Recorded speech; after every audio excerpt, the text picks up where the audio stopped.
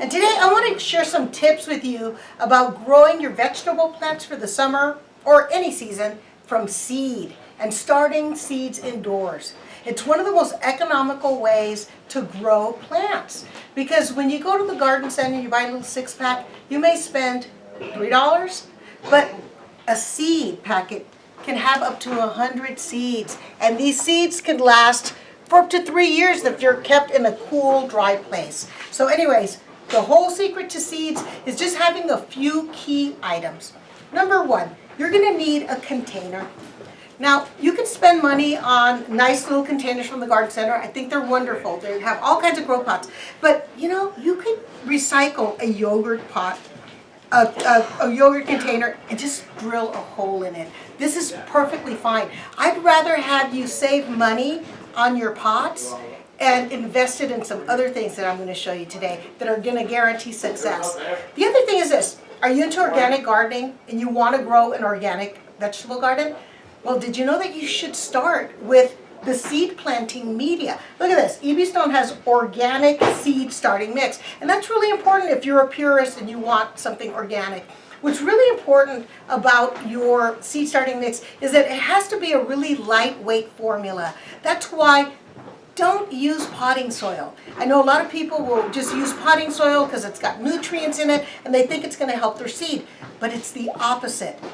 Too much density in a potting soil, too much nutrients tend to burn your seeds. And that's why sometimes you don't even see them germinate. So look for seed starting mix specifically. It doesn't have those nutrients, but it does have a nice lightweight porosity. It's got some pumice, sphagnum moss, and it also has some dolomite and some additives so that it helps to balance the pH. And the pH level is really important of the soil. So anyways, that is something that you're going to need. Now I said save your money, right, for something that you really could benefit from.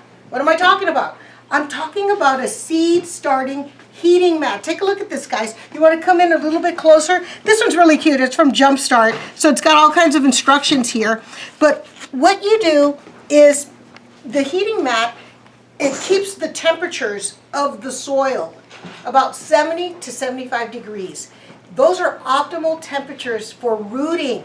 So not only are we starting our seeds, but we also want them to germinate. We want them to have strong roots because a plant with a strong root system is going to be much more vigorous and strong, and it's going to be able to combat all types of diseases and pests when it gets into the garden.